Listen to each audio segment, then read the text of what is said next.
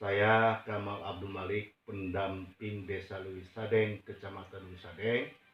Di sini saya akan menyampaikan materi pada modul 7, pencegahan dan penanganan stunting melalui kebersihan diri dan lingkungan, yaitu di langkah 3, poin 1 sampai poin 5.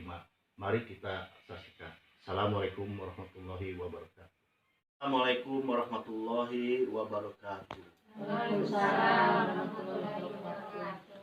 Nah, ibu-ibu sekalian, segala puji dan syukur kita panjatkan kehadirat Allah Subhanahu wa taala bahwa pada hari ini, siang ini kita mengadakan pertemuan dalam rangka menyampaikan materi, yaitu materinya adalah penanganan dan pencegahan stunting melalui kebersihan diri dan lingkungan.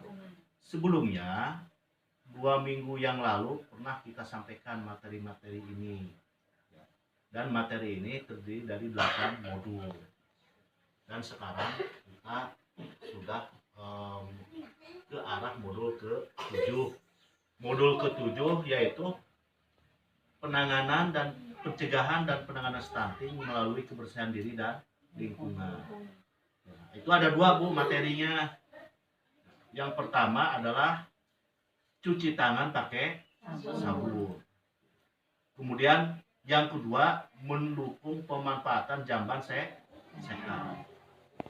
Nah, yang kita bahas yang sekarang yang kita bahas adalah sesi ke-7, sesi ke-11, modul ke-7, yaitu mendukung praktek cuci tangan pakai sabun, di mana prakteknya sudah pernah saya sampaikan minggu-minggu yang lalu.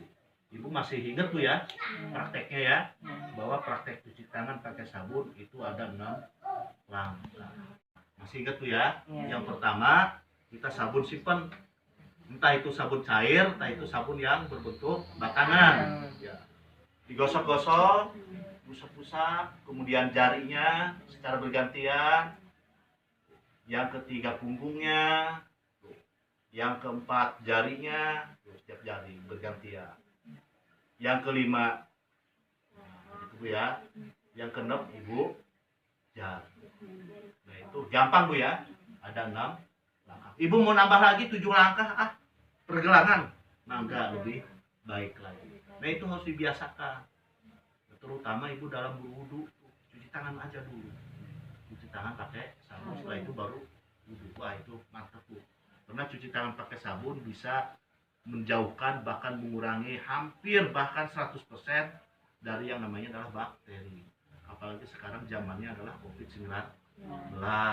COVID-19 kan sekarang lagi boomingnya, lagi rame-ramenya. Jadi pencegahan COVID salah satunya yang terbaik adalah dengan cara cuci tangan pakai sabun. Nah, itu Ibu ya. Nah, Ibu, nanti akan saya bentuk kelompok. Ibu jangan grogi ya. Santai saja, karena pertanyaannya gampang. Pertanyaannya menyangkut kehidupan Ibu sehari-hari yang hubungannya adalah cuci tangan pakai sabun. Ini kan ada 10 ya. Bisa dibagi 2 kelompok. Ini kelompok 1 atau kelompok A, ini kelompok 2 atau kelompok B.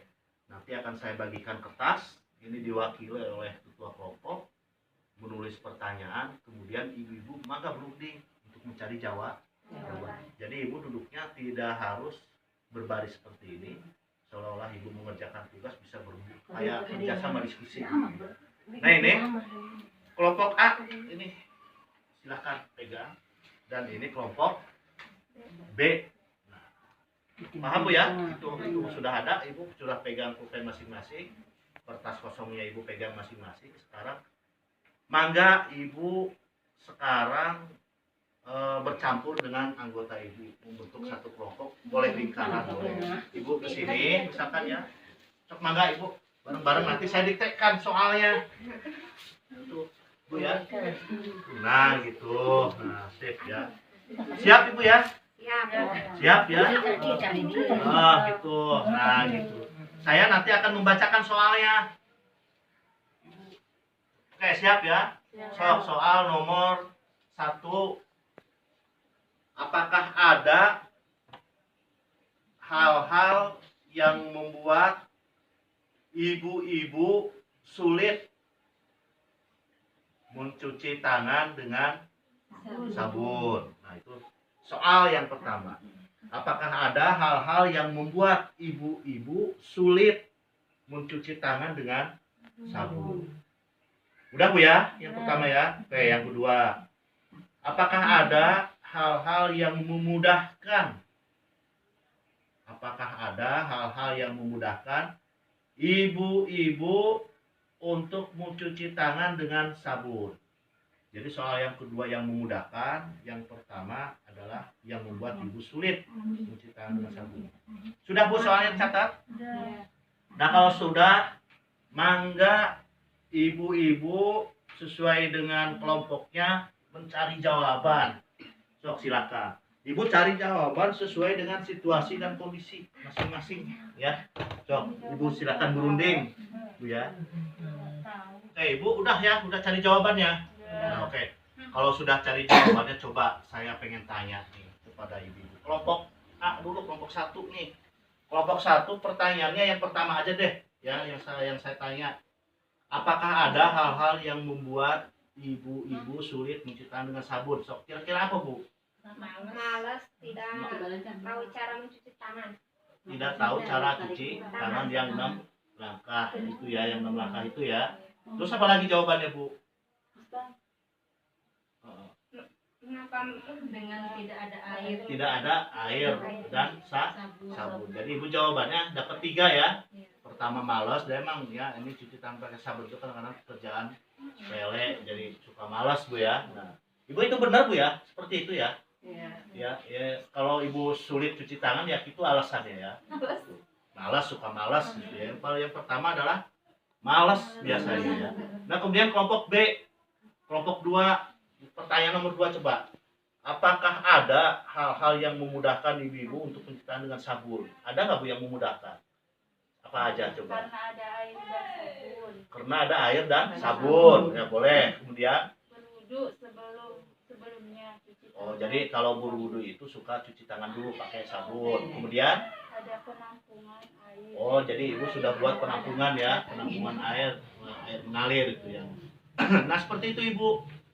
Jadi jawaban-jawaban Ibu itu semuanya benar sesuai dengan situasi dan kondisi di lingkungan masing-masing. Sekarang saya mau tanya ke ibu-ibu nih, ya siapa yang bisa jawab?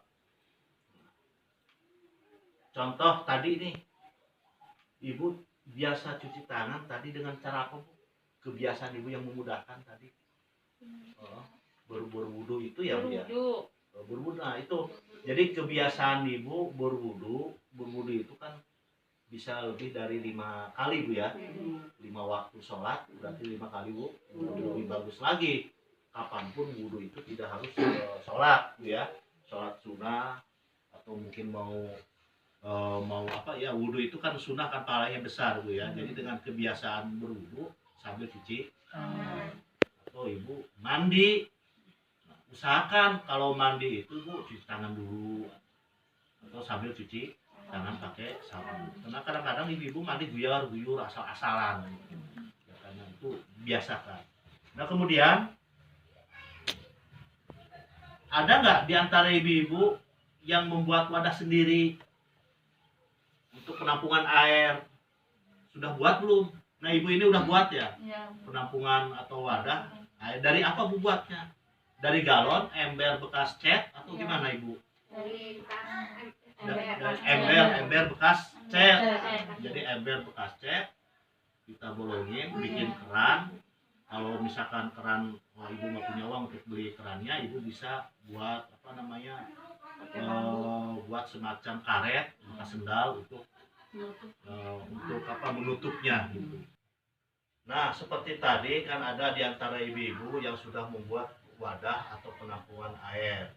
Bukan boleh, tapi jangan lupa Bu, itu secara rutin wadah itu harus dibersihkan karena khawatir mengandung lumut atau mengandung kuman atau mengandung jentik-jentik nyamuk. Nah itu harus dibersihkan. Cuci tangan hanya memerlukan air mengalir dan sabun saja ya.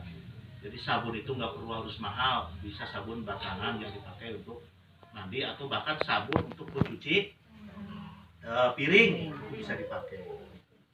Nah ini Ibu, jangan lupa materi yang Ibu dapatkan ini harus Ibu sampaikan kepada anggota keluarga Ibu, terutama kepada anak-anak Ibu semua, karena anak-anak itu rentan dengan yang namanya bakteri, karena mereka aktif, karena mereka suka bermain. Itu ajarkan langkah-langkahnya kepada anak-anak Ibu, cara cuci tangan pakai sabun.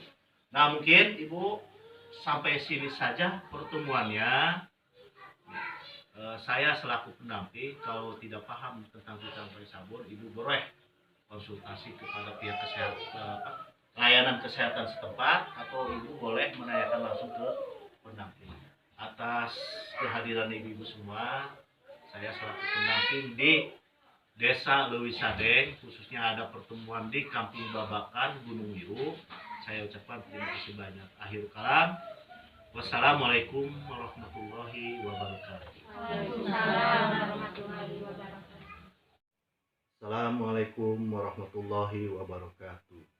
Demikianlah materi yang saya sampaikan, yaitu pada modul 7 pencegahan dan penanganan stunting melalui kebersihan diri dan lingkungan pada sesi ke-11, yaitu cuci tangan pakai sabun, langkah 3 pada poin 1 sampai poin 5. Mudah-mudahan informasi yang disampaikan kepada KPM ini akan mereka terapkan dalam kehidupan sehari-hari, pada terutama sekarang zamannya COVID-19, sehingga mereka akan terselamatkan dari wabah COVID-19. Demikian, Assalamualaikum warahmatullahi wabarakatuh.